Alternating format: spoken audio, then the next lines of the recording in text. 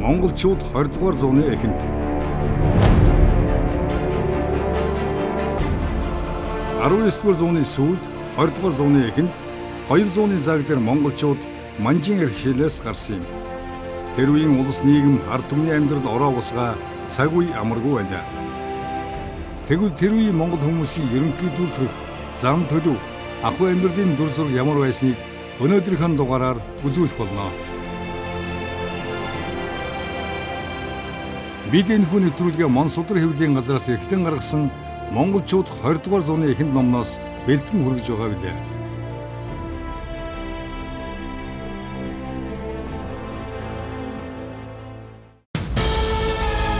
Бахархах түүх бүтээх ирээдүйн хэлсэн бид монголчууд. United Group нэвтрүүлгийн хамтрагч Монсудар хэвлэлийн газар. 20 дугаар зууны эхэн үеийн монголчуудын дүр төрх.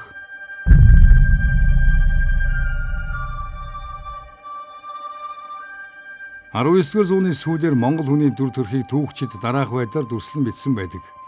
Өргөн хавтгай нүртэй, тиймч том бус жардгар нүдтэй, наримгар хамартай, өнцөглөг духтай, сүлхийсэн чихтэй, хар ширүүн үстэй, наран чарагдсан хүрэн шар арьстай бадируу.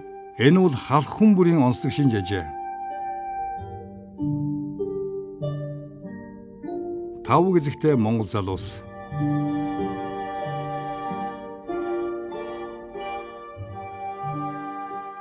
Харин ийм шинж өвөр Монгол болон Монголын бусад нутагт тийм ч тод харагдсангүй.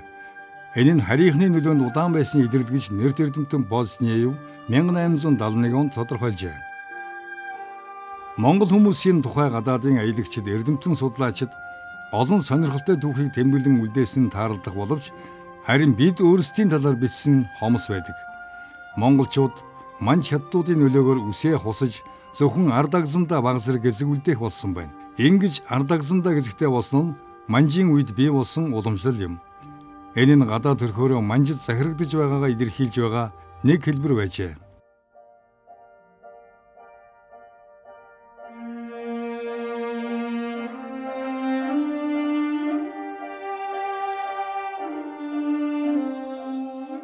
Арван зууны сүүл 20 дугаар зууны эхэн үеийн монголчууд голдуу хөвөн носон бүс давгаар хийсэн тэрлэг маягийн дээл, ээдэн хоншортой монгол гутал, хавтгай бүрх малгай өмснө. Харин сэрүүн цагт лоовууз, дуулга малгай, тоорцог, цан бүрх малгай өмсдөг байжээ. Зун гангарахын тулд дээлээ хятад торгоор хийдэг бол төрийн түшмэд дээлийн гадуур хятад хүрэн өмсгөн бий. Эрэгтэй дээлээ бүсээр бүсэлдэг. Түүндээ монгол хүний хэрэглэл болсон бэл, хөөрөг, хэт хутгийг гэртэн зүүж, тамхины хүүдийн хөөргөний дайлангаа хавьжуулж явна.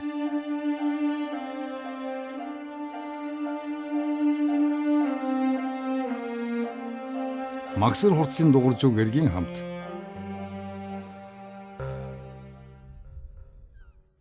Монгол эмэгтэйчүүдийн хувцас хаанч бараг адилхан зөвхөн жижиг зүйлсээр л ялгаатай байдаг.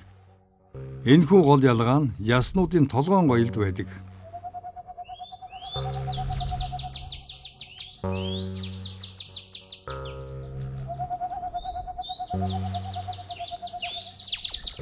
Монголчууд дээлийнхэн дотор хажуу талаас товшиж болох хөх саарл, цагаан цэнхэр хөвн даавууносоор эсвэл хоньны арьсаар доторлсон дотуур хувцас өмснө. Харин гадна талаараа ихэнхдээ хувцас нь урд, өргөн, хөх хүрэн, лам нарын хувьд шар, улаан хүрэн даавуун дээлийг гадуур хувцас болгон өдөр тутмынхаа амьдралд хэрэглэнэ. Чинээлэг хүмүүс нь дээлийнхэн зах хажуу ирмэг, доод хормой, ханцууга зузаан хилэнгээр имжээрлэн ойсон байна. Дээл нь баруун гар талдаа нээгдэх бөөрөнхийн металл хөвчөөр товчлогдно. Мөн хормойн хоёр талд эмээл дээр тухтай суухын тулд оноо гаргасан байдаг. Өвөл болоход монголчууд хоньны нэхийгээр доторлож гадрын өнгөлөөгүй дээл өмсгөөс гадна тэд салхи хийхдээ хүчтэй хүйтэрсэн үед аянд гарахдаа гадна дотн үстэй дахыг дээлэн дээрээ давхарлан өмсдөг. Хүрээ хүүхдийн ерөнхий төрхий та эндээс харж болно.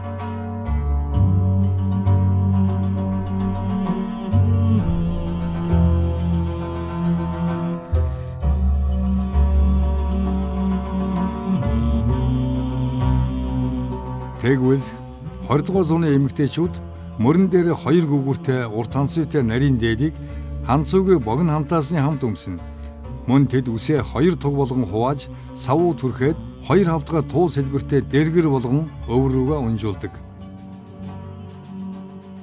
Салаа болгон сүлдсэн үсийг төмөр гарахаар боож гөлмөн төмрийн хэсгүүд шүр туузаар чимнэ. Хадах ихнэр. Харин огт нь үсээ хэд хэдэн салаа болгон сүлждэг. Би нэг охин 83 салаа болгон сүлжсэн байсныг олж харсан гэж Германы эрдэмтэн доктор Аль Ивановскийн 1890 оны ихэр Монголоор аялаад Германы Лейпциг хотно хэвлүүлсэн Монгол улс угсаатны зүйн зураглал номондоо дурдаа зогсохгүй өөр олон сонирхолтой зүйлсийн тухай өгүүлсэн байдаг. Монгол хүмүүс өргөн, намхан төрийтэй, сур болон давирхайтай утсаар ойсон зузаан эсгийн ултай өсгийгүй арьсан гутал өмснө. Өвөл бол төрийнээсээ цохиулган өмсдөг эсгийн оёмсыг угалдаг. Эрчүүд эмэгтэйчүүдийн толгойн өмсгөл нь адил шавгуур оройтой, дээшээ нугарсан хүрээтэй, гадна талдаа үнэг, чоны арьс эсвэл зузаан хилэн оруулахтай малгай юм. Өвлийн хүйтэнд хүрээг нь буулгаж дух, чих, шилэн хүзүүгээр даарахаас хамгаалдаг. Малгайн ард талд ойролцоогоор 45 см урт 2 улаан хүрэн туузыг унжуулна. Монголчууд ихэнх тохиолдолд чихэндээ гурвалжин хэлбэртэй янз бүрийн дагвар цул алтан зүйлдүүд бугуй болон гартаа, туузан бугуйвч, цагиргууд, хүзүүндээ шүр болон шилэн совснууд зүүдэг. Ер нь нүүдэлчин монголчуудын хувьд мөнгөн эдэл хамгийн их эрх мэддэг үнэт гоёд нь юм аа.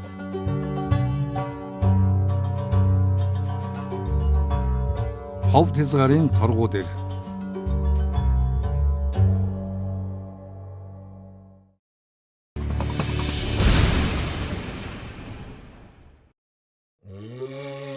Хоёрдугаар зууны монголчуудын зан төлөв.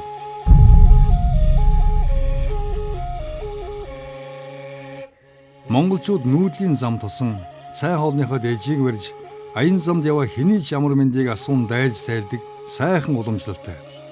Энэ бол монголчуудын өдөр тутмын амьдралын ердийн дүр зураг.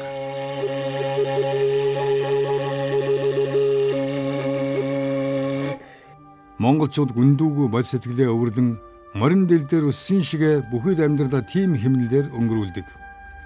Энгийн монголчууд голдуул эйлдэг, сайхан сэтгэлтэй, нөхөрсөг зочломтгой, хэнийг ч болов хүндэтгэн байгаа бүхнээрээ дайлна.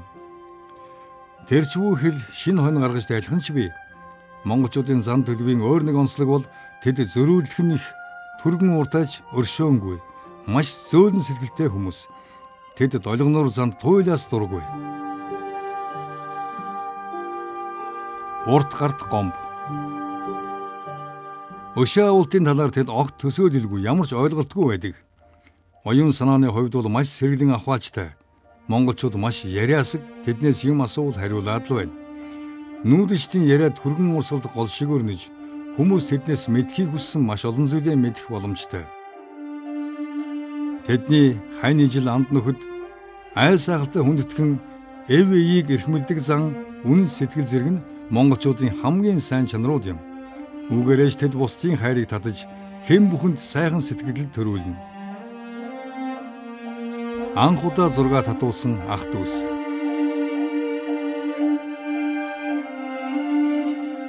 Монголчууд хүлцэнгүй зөөлөн сэтгэлтэй хүмүүс учраас гэмт хэрэг, улгай дээрэм гарах нь цөөн. Эхнэр хүүхдтэйгээ зүй бусаар хэрцгий хандах талаар дуулдах зүйл огтгүй. Тэд бусдад хүч хэрэглэхийг үзэн яддаг гэж Германы эрдэмтэн Ивановский болон Петцов нар 19-р зууны сүүл 20-р зууны эхэн үеийн монголчуудын зан суртахууны тухайд бичсэн байдаг.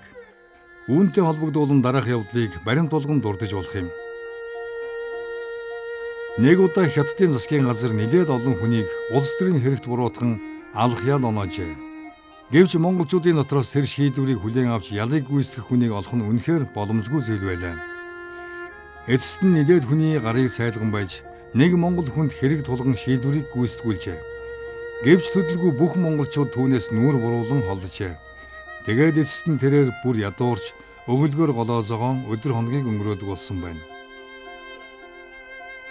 Монголчууд газар тэнгэр уул усаа тайх, дахих, бурханд мөргөл үйлдэх ёслол зэрэгт онцгой ач холбогдол өгч баяр наадмын өдрүүдээр бөх барилдах, морь уралдах, ном сум харуулах тэмцээнүүдэд гоёж гангалан мянгаараа идэвхтэй оролцсон. Улаастан хязгаарын ноёд хатад албат ардууд. Тиймээс 20 дугаар зууны ихэр Монголын төрийн түвшинтэй хэлэлцээр хийсэн Оросын дипломатч Дорн дахны нэрт мэргэжилтэн Гростовец тэднийг хүүхэд шиг айшилж байна гэж зэмлэж байсан удаатай. Үгээр зогсохгүй монголчууд их саваагүй сониу зантай улс. Их замын дагуу нүүдэлдэг монголчуудын хувьд өдөр бүр дайран өнгөрөх жингийн цуваанууд тэдэнд зугаа зингэл авчирдаг. Тиймээс зам таарлсан гадаадын аялэгч бүр алсуур яваа хэнийгч болов харсан даруйдаа мориндоо мордож шин сонин зүйлс үзэж харж сонсож дуулахаар яарвчлан давхина.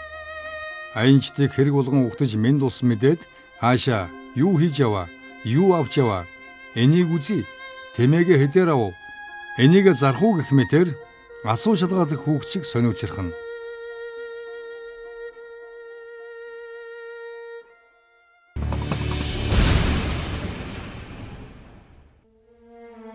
(19-р) зууны сүүлд 20-р зууны эхэр Монгол нутгаар аялж монгол хүмүүсийг өөрийн нүдээр харж уулзаж ярилцсан аялагч эрдэмтэн судлаачид эдгээр сониуч сан чанарын тухай тэмдэглэн үлдээсэн байдаг юм.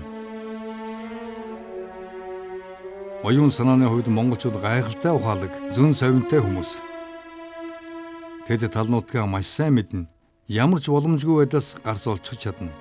Цас бороо, шуурга гээд байгаль цаг уурын байдал хэрхэн өөрчлөгдөхийг урьдчилан хэлж алдагдсан адуу мал тэмээгээ ямар ч мэдүүлэггүй байхад хаанаас олохоос сайн мэддэг. Хязгааргүй уудам талнуудынхаа хаана худаг ус нүүдж байгааг үнэрлээд л хэлж чадах тийм юр улсын сонин авьяастай онцгой чадвартай гэдгийг хүлээн зөвшөөрөхөөс өөр аргагүй. Гэлээж тэд амьдралаас жаахан ангид энгийн юмны учрыг олохдоо маруухан зан нь аялагч жуулчлагчдын гайхширлыг төрүүлнэ. Сайн ноёнхан аймгийн нутаг. Монголчууд сэтгэл санааны хувьд хамгийн тайван ам болон хүмүүсийн тоонд зүй ёсоор орно. Тэд цагийн баримжаа байхгүй улмаас аливаад яарахыг огт боддоггүй, аливаад уужуу сэтгэлээр хандна. Энэ нь нүүдэлчин монголчуудын амьдралын гол философи юм. Монгол хүн санаачлаг гаргах, ажил хэргийг нуруунд дээрээ дангаар үүрэх, хариуцлага хүлээх тун дургүй. Үүн дээр тайван алмай зам нөлөөлөгч байж болох талтай. Гэвч тэд зөвхөн завтай үедээ зүгээр сууж сэтгэл амар байна. Харин жин тээх, аянд гарах гэх мэтчилэнгээр ажил гармагс удаан хугацаагаар эцэс усалдгүй ажиллаж чаддаг улс.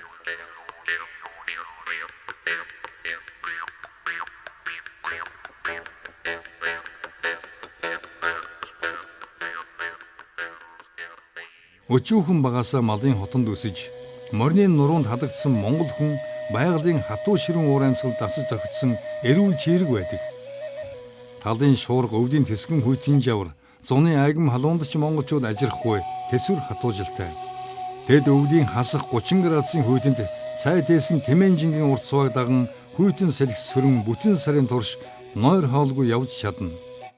Энэ үед хоногт 15 цагийн турш тэмээний нуруунаас буухгүй явах ч үе бий. Өвлийн турш 5300 орчим км замыг ийм маягаар 2-3, заримдаа түүнээс ч олон удаа туулна.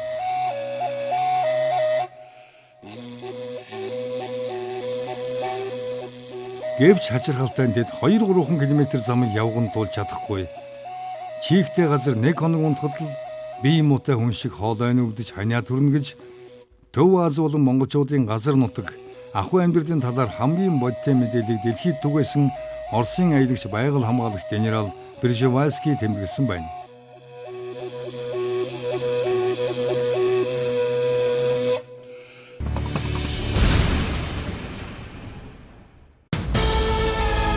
Бахархах түүх бүтээх ирээдүйтэй эзэн бид монголчууд. United Group. Нэвтрүүлгийн хамтрагч Монсодөр хэвлэлийн газар. Бид энэ хүн нэвтрүүлгээ Монсодөр хэвлэлийн газараас эрхлэн гаргасан монголчууд 20 дугаар зууны эхэнд номноос бэлтгэн хүргэлээ. Дараагийнхаа дугаараар бид та бүхэнтэйгээ 20 дугаар зууны эхэн үеийн Монгол гэр бүл хүн амын өсөл сэдвээр эргэн уулзах болно.